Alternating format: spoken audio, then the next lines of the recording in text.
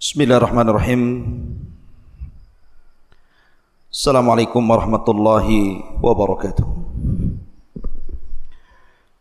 Alhamdulillah wassalatu wassalamu ala Rasulillah wa ala alihi wa sahbihi wa mawalah wa la hawla wa la quwata illa billahi wa ba'du. Qala Allahu azza wa jalla: Ya ayyuhalladzina amanu taqullaha haqqa tuqatih wa la tamutunna illa wa antum muslimun. Wa qala sallallahu alaihi wasallam: Man salaka tariqan yaltamisu fihi ilma sahhalallahu bihi tariqan ilal jannah. Amma ba'du, ma'asyiral muslimin wal muslimat.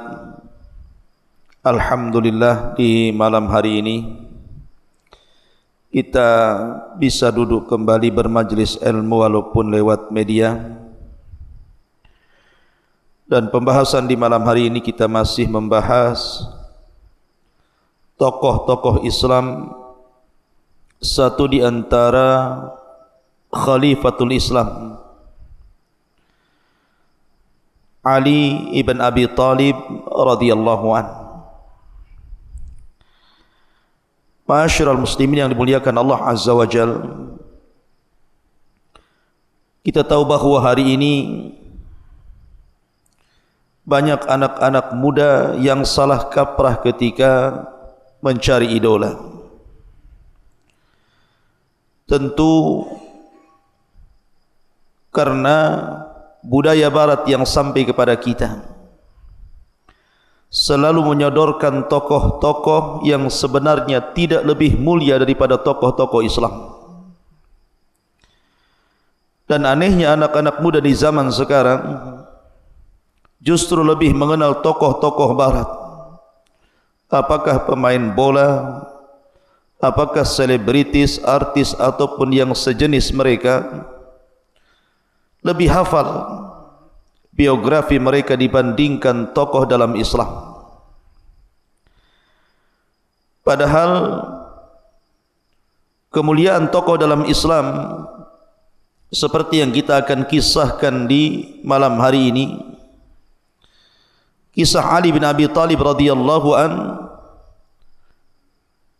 di mana syakhsiyah Ali radhiyallahu an, kepribadian Ali radhiyallahu an sangat dihajatkan oleh anak-anak muda di zaman sekarang. Kalau cerita tentang keberanian, Ali lah orangnya.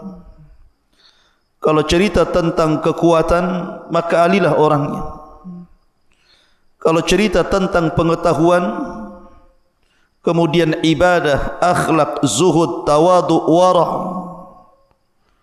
dan bagaimana cara menghadapi fitnah, Ali lah orangnya. Dan kalau bercerita tentang kecintaan kepada Al-Quranul Karim, jihad dan dakwah, Ali juga orangnya. Dan sifat-sifat itu yang kita hajatkan bagi anak-anak muda di zaman sekarang. Maka malam ini kita akan mengkisahkan siapa tokoh besar yang kita akan kisahkan, Ali bin Abi Thalib radhiyallahu anhu. Ma'asyiral muslimin yang dimuliakan Allah Subhanahu wa taala, Ali adalah seorang laki-laki yang masuk pada sabda Nabi sallallahu alaihi wasallam, sab'atun yudhilluhumullahu fi dhillihi yauma la dhilla illa dhilluh. Ada 7 kelompok yang akan mendapatkan naungan di hari yang tidak ada naungan kecuali naungan Allah.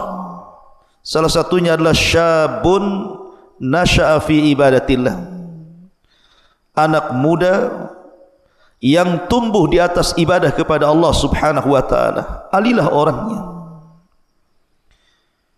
Seluruh kehidupannya di atas ibadah, di atas jihad, di atas akhlak, di atas ketaatan kepada Allah Subhanahu wa taala.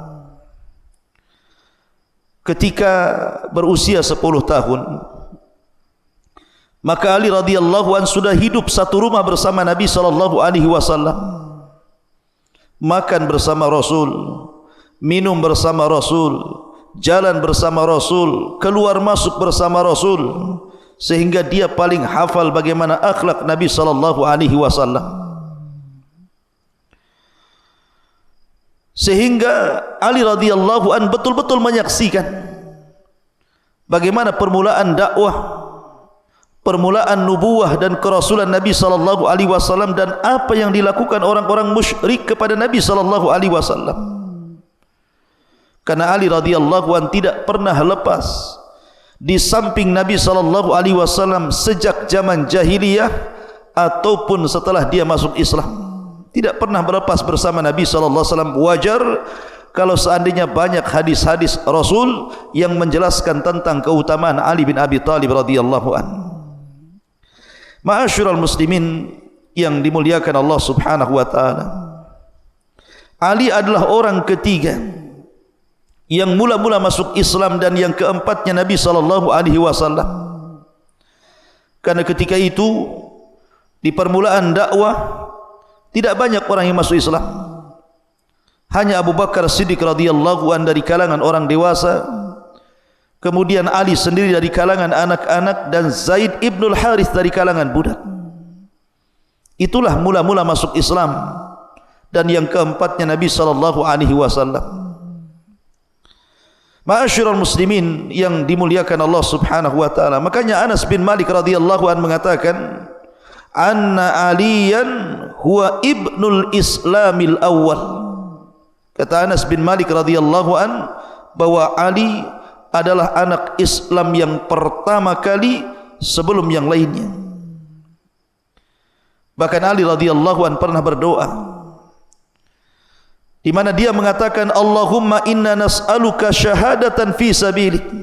Ya Allah, aku meminta kepadamu agar aku senantiasa mati syahid di jalanmu. Dan Ali radhiyallahu anhu diberikan usia cukup panjang, 63 tahun, sama dengan usia Rasul, dan dia habiskan usianya hanya untuk berdakwah, beribadah, berjihad, dan menyumbangkan seluruh waktu dan tenaganya untuk Islam. Ali radhiyallahu anhu adalah orang yang sangat dicintai Allah dan Rasulnya, dan juga mencintai Allah dan Rasulnya. Dan dia dihadiahi Nabi sallallahu alaihi wasallam untuk menikah dengan salah satu putrinya, Fatimah bintu Rasulullah sallallahu alaihi wasallam. Makanya kalau seandainya kita mau berbangga, maka Ali layak untuk berbangga. Karena Ali radhiyallahu an banyak memiliki keistimewaan baik secara nasab ataupun secara keutamaan. Siapa yang bisa menandingi Ali radhiyallahu an? Pamannya Ja'far sayyidus syuhada, pemimpinnya para syuhada. Istrinya Ali radhiyallahu an, Fatimah bintu Rasulullah sallallahu alaihi wasallam, sayyidun nisa'i fil jannah, pemimpinnya para wanita di surga. Kemudian anak-anaknya Hasan dan Husain, sayyidah syababi ahlil jannah, pemimpin anak-anak muda di sorga. Dan dia sendiri adalah khalifatul Islam, pemimpin Islam setelah Abu Bakar, Umar, kemudian Uthman.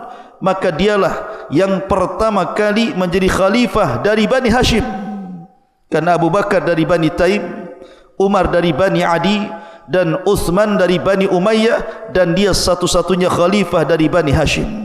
Bahkan dia adalah Hashimiyah dari segi nasab ibu dan ayahnya. Bahkan dia memiliki mertua Sayyidul Awwalin wal Akhirin, Sayyidul Anbiya'i wal Mursalin, pemimpinnya para nabi dan rasul, Muhammad ibn Abdullah salawatullah wa salamuhu alaihi. Maka siapa lagi yang bisa menandingi nasab Ali radhiyallahu an? Wajar kalau Ali radhiyallahu an berbangga dengan itu. Ma'asyiral muslimin yang dimuliakan Allah azza wa jalla. Bahkan kalau cerita keberanian, maka dia orang yang pertama kali melakukan mubarazah, adu tanding dalam peperangan, dan yang pertama kali berperang dalam Islam ketika perang Badar. Maka Ali radhiyallahu an ketika itu memegang bendera dari arah pasukan sebelah kanan. Kebiasaan perang dulu tentu ada mubarazah. Mubarazah itu artinya adu tanding. Mana jagoanmu, ni jagoan saya. Maka ketika itu orang-orang musyrik Arab mengeluarkan beberapa jagoan mereka. Dikeluarkanlah Al-Walid ibn Uthbah ibn Rabi. Kemudian juga dikeluarkan yang lainnya, orang-orang yang memiliki kekuatan bagi orang-orang musyrik. Dan ketika itu Nabi SAW mengeluarkan Ali bin Abi Talib, kemudian juga Hamzah dan Abu Ubaidah ibnul Harith ibnu Ammi Ali radhiyallahu an. Dan yang pertama kali maju siapa? Ali melawan Al-Walid ibn Utbah ibn Rabi, dan Ali berhasil membunuhnya.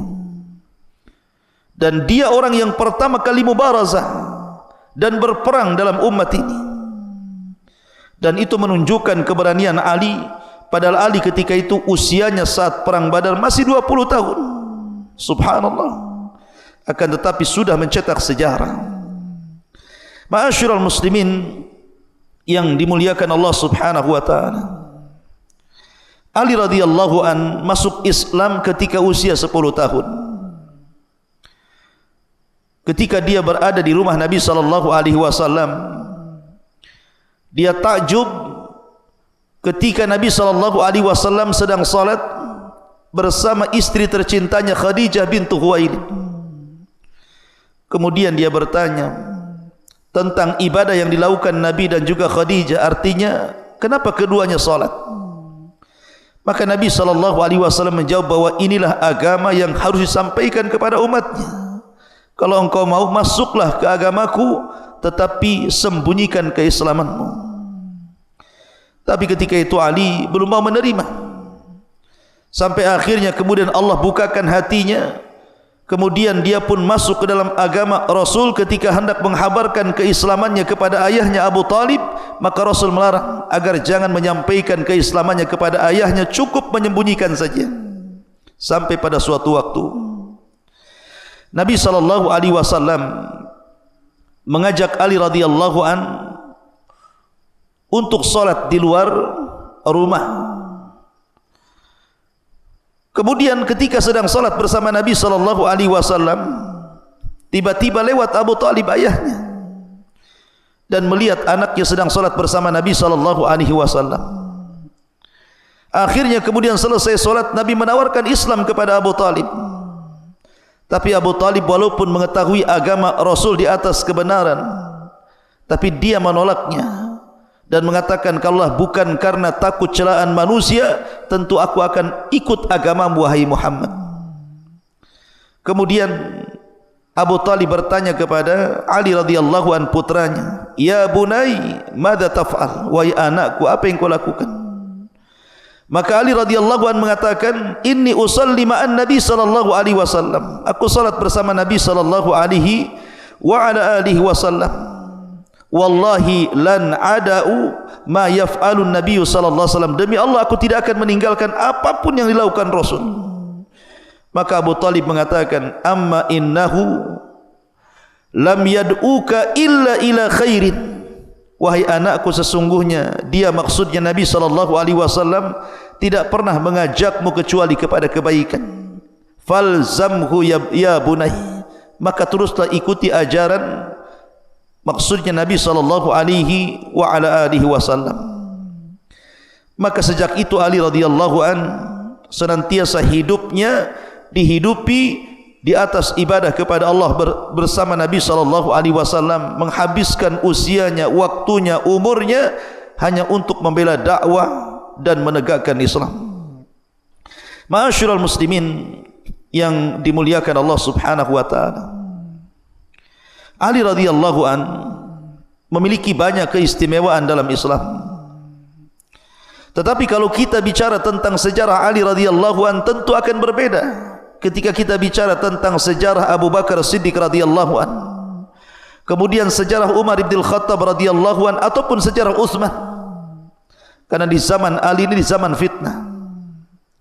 Karena di masa kekhilafahan Utsman ibn Affan radhiyallahu an, Utsman pun sudah saya jelaskan, di zamannya banyak fitnah. Artinya di akhir-akhir zaman Utsman itu banyak fitnah luar biasa. Terjadi peperangan, pembunuhan antara sesama kaum muslimin. Makanya kemudian sirah Ali radhiyallahu an akan berbeda dengan sirah Abu Bakar, Umar dan juga Utsman, karena di zaman Ali itu penuh dengan fitnah. Nanti kita akan jelaskan bagaimana liku-liku perjuangan Ali radhiyallahu an di dalam menghadapi fitnah ini. Karena di zaman Ali radhiyallahu an manusia terpecah menjadi dua. Ada manusia itu yang mereka ekstrim, ghulu, mengagungkan Ali radhiyallahu an sampai menuhankan Ali radhiyallahu an. Seperti kelompok Sabaiyah mengatakan kepada Ali radhiyallahu an, antal ilah, engkau adalah Tuhan. Maka Ali radhiyallahu an kemudian menghukum mereka dengan cara membakarnya. Tetapi orang-orang yang selamat dari pembakaran itu justru makin yakin bahwa Ali di atas ketuhanan. Karena Nabi SAW bersabda, la yu'adzibu bin nar illa rabbun nar. Tidak diazab dengan api kecuali Rabb pemilik api.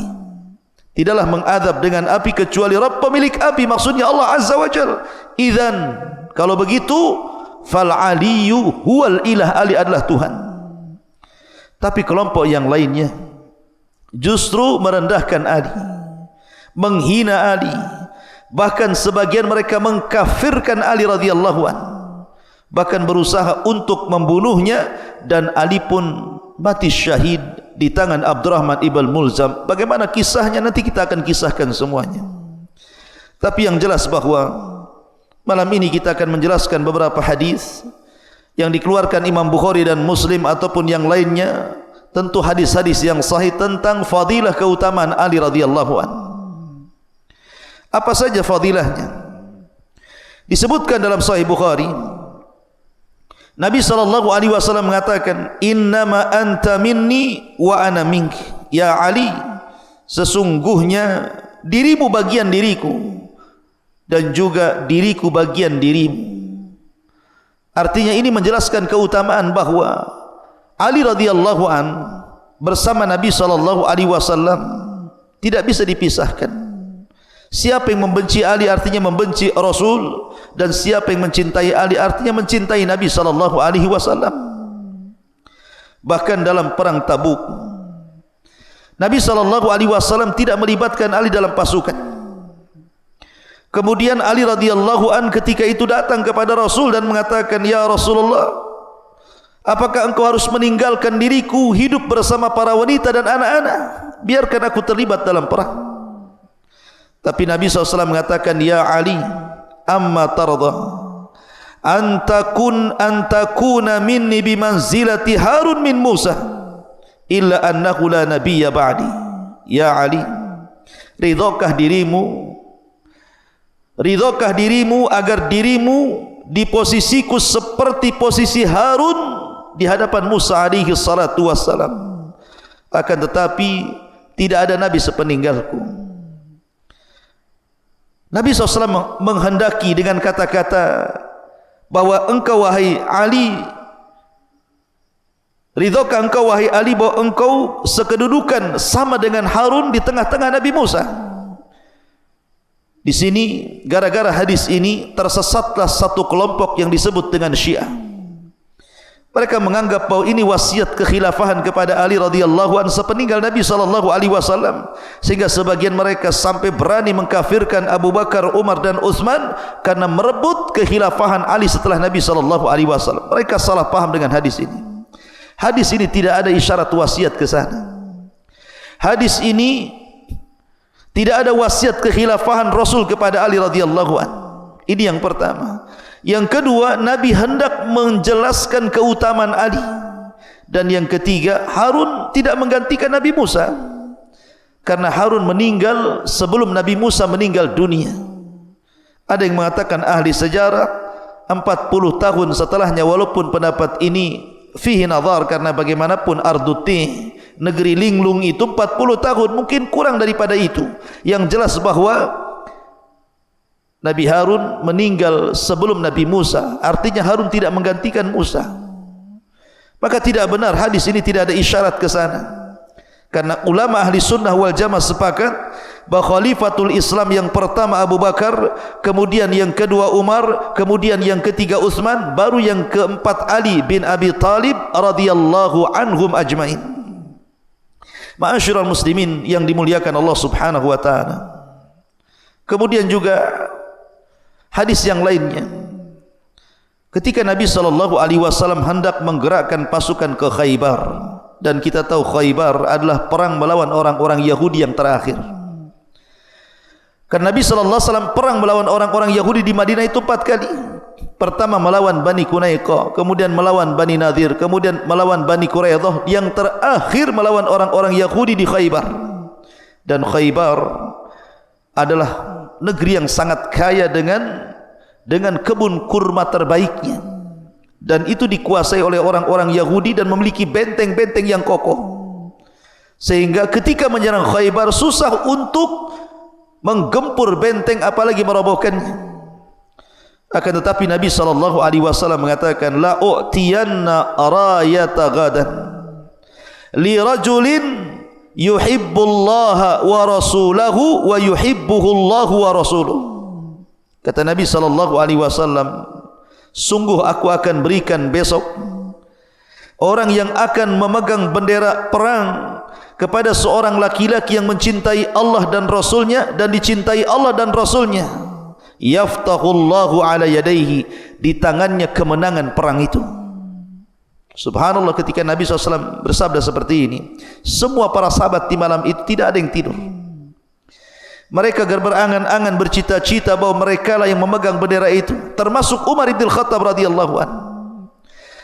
Makanya dalam hadis Abu Hurairah radhiyallahu an indal Bukhari, ketika esok harinya para sahabat sudah berjubel di tenda Nabi sallallahu alaihi wasallam sampai Umar ingin menampakkan dirinya, ingin ngacung supaya Rasul memilih dirinya. Kata Umar, demi Allah, aku tidak suka untuk menjadi pemimpin kecuali hari itu. Tetapi Nabi SAW justru mencari orang yang tidak ada dan tidak hadir di situ. Kata Rasul, aina Ali? Di mana Ali? Aina Ali? Di mana Ali? Akhirnya kemudian orang mengkhabarkan bahwa Ali sedang sakit matanya, kena raumat. Tapi Nabi SAW mengatakan, panggil Ali kemari. Kemudian Ali pun kemudian didatangkan ke hadapan Rasul. Kemudian Nabi SAW fabasaka fi ainaihi, Rasul pun kemudian meludahi kedua mata Ali radhiyallahu an. Terjadilah mukjizat Rasul, kedua mata Ali radhiyallahu an sembuh dari penyakitnya dan lebih terang daripada sebelumnya. Kemudian Nabi SAW menasihati Ali radhiyallahu an sebelum berangkat jihad mengarah ke gerbang musuh, agar yang pertama kali mendakwahkan dakwah tauhid, mengajak manusia ke dalam Islam. Kemudian berjalan peran-peran dan tidak perlu menengok ke sana kemari. Maka Ali pun sesuai dengan perintah Rasul bergerak menuju Khaybar dan tidak pernah melihat ke kanan ke kiri. Sampai akhirnya Ali radhiyallahu an berteriak, ya Rasulullah, ala madza uqatilun nas?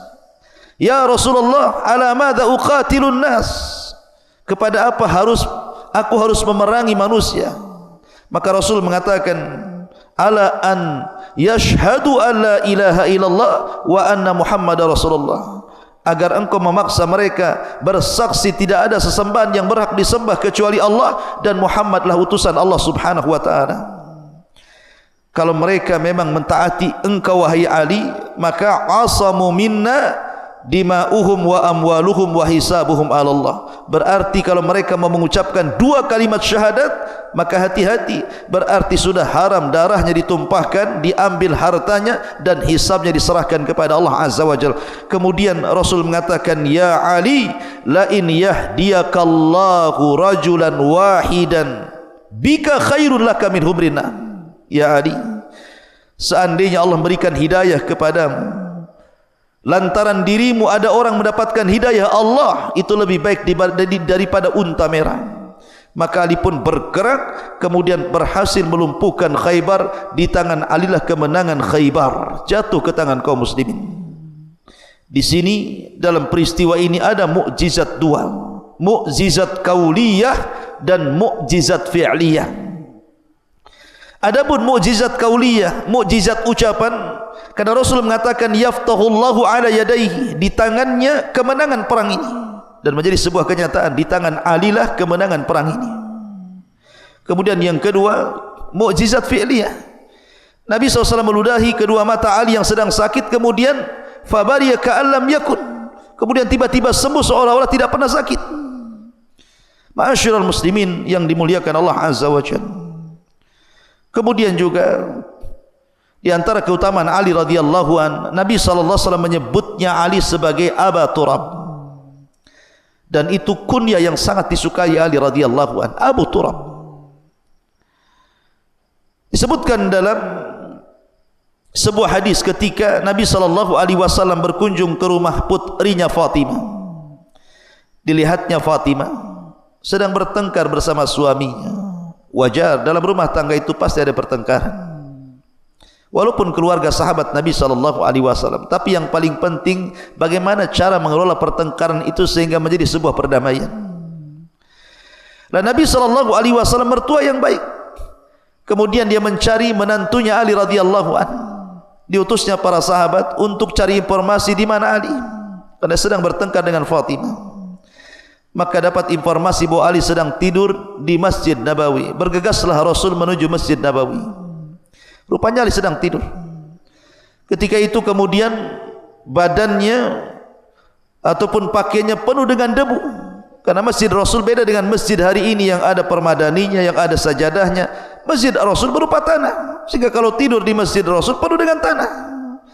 Maka Nabi SAW mengatakan, Kum ya Aba Turab, kum ya Aba Turab.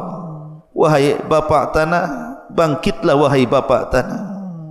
Sambil Rasul mengusap-ngusap pundak Ali dan membersihkan tanah ataupun debu yang ada di pakaiannya. Subhanallah. Ketika itu Nabi SAW mengajak Ali untuk mendamaikan Ali bersama putrinya Fatimah. Sesampainya di rumah maka Rasul mendamaikan, bahkan mengatakan kepada Fatimah, ya Fatimah, innahu lamra'ata bimra'atin la tajidu raihata zawjiha. Wahai Fatimah, seorang wanita tidak punya kehormatan jika satu hari tidak mencium bau suaminya. Ali radhiyallahu an sangat senang kalau dipanggil Aba Turab, karena itu adalah laqab yang diberikan Nabi sallallahu alaihi wasallam. Ma'asyiral muslimin yang dimuliakan Allah Subhanahu wa taala. Juga disebutkan dalam Sahih Muslim ketika Muawiyah ibn Abi Sufyan berbincang dengan Sa'ad bin Abi Waqqas, dan kita tahu bahwa Muawiyah pernah bersengketa bersama Ali radhiyallahu anhu sehingga terjadi perang Siffin. Kata Muawiyah bin Abi Sufyan kepada Sa'ad bin Abi Waqqas, ya Sa'ad, ala tasubbu aliyan, ala tasubbu aliyan.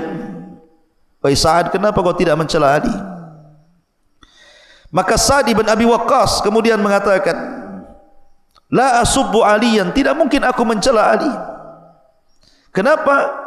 Karena aku pernah mendengar 3 hadis tentang keutamaan Ali dari Nabi SAW. Hadis yang pertama yang tadi saya bacakan, ya Ali anta bimanzilati Harun min Musa, ala tarda an takuna bimanzilati Harun min Musa. Ya Ali, ridhokah engkau untuk kedudukanmu sama seperti Harun terhadap Musa?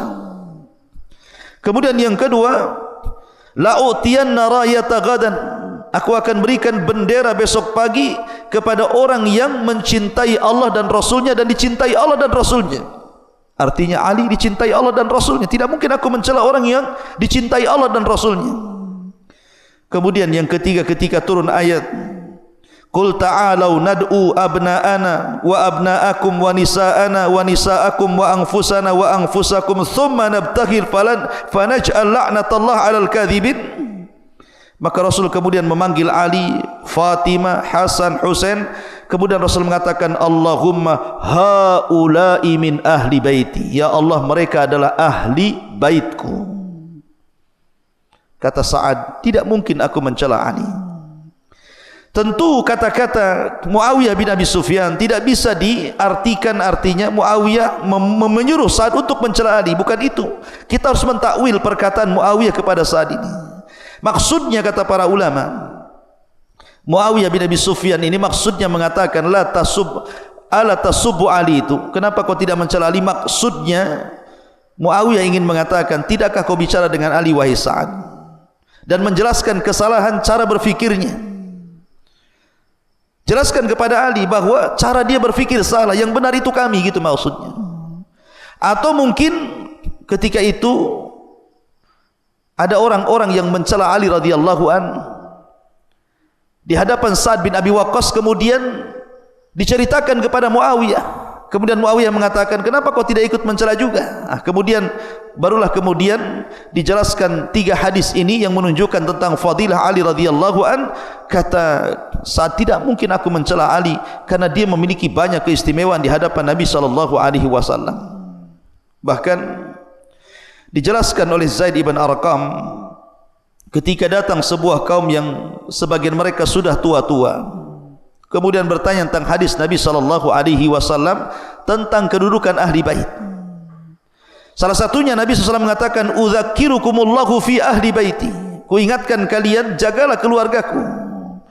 Kemudian mereka mengatakan, "Ya Zaid, apakah istri-istri Rasul termasuk ahli baitnya?" Maka Zaid mengatakan, "Ya, istri-istri Rasul termasuk ahli baitnya." Kemudian, siapa lagi yang termasuk ahli bait itu? Maka Zaid mengatakan, orang yang haram mendapatkan sedekah.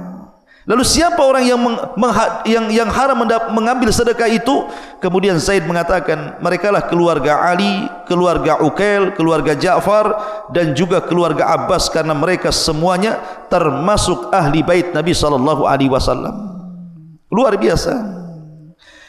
Kemudian juga ada peristiwa yang menarik dari sirah Ali bin Abi Thalib radhiyallahu anhu. Suatu ketika di zaman Ali menjadi khalifah, ada seseorang yang berhajat karena sebuah kebutuhan, tetapi kalau meminta-minta dia malu. Dia ingat sabda Nabi sallallahu alaihi wasallam tentang larangan dan celaan orang meminta-minta. Akhirnya dia tulis permintaannya itu di tanah. Dia tulis di sebuah tanah di bumi bahwa dia sedang berhajat ini dan itu. Karena dia malu untuk meminta, ditulis kemudian di tanah keinginannya. Rupanya Ali radhiyallahu an lewat, kemudian membaca tulisan itu. Kemudian Ali radhiyallahu paham bahwa orang ini sedang berhajat kepada sesuatu tetapi malu meminta, maka ditulis di bumi. Maka Ali menggerakkan pasukan cari orang yang menulis di sini. Akhirnya pasukan disebar ke sana kemari. Akhirnya kemudian berjumpa dengan orang itu, dan Ali pun kemudian memberikan semua permintaannya. Luar biasa. Itulah kalamnya Ali radhiyallahu an. Intinya bahwa kisah Ali ini masih panjang, ini baru muqaddimah. Bagaimana akhlaknya Ali radhiyallahu an, bagaimana ibadahnya Ali radhiyallahu an, bagaimana zuhudnya Ali radhiyallahu an, bagaimana kecintaannya kepada Al-Quran radhiyallahu an, bagaimana rumah tangganya bersama Fatimah, bagaimana keberaniannya dalam peperangan, bagaimana dia menjadi khalifatul Islam, dan bagaimana dia ketika menjadi khalifah, dan yang terakhir bagaimana wafatnya. Tentu ini sirah yang sangat panjang bagi Ali radhiyallahu an. Insyaallah kita sambung di lain kesempatan.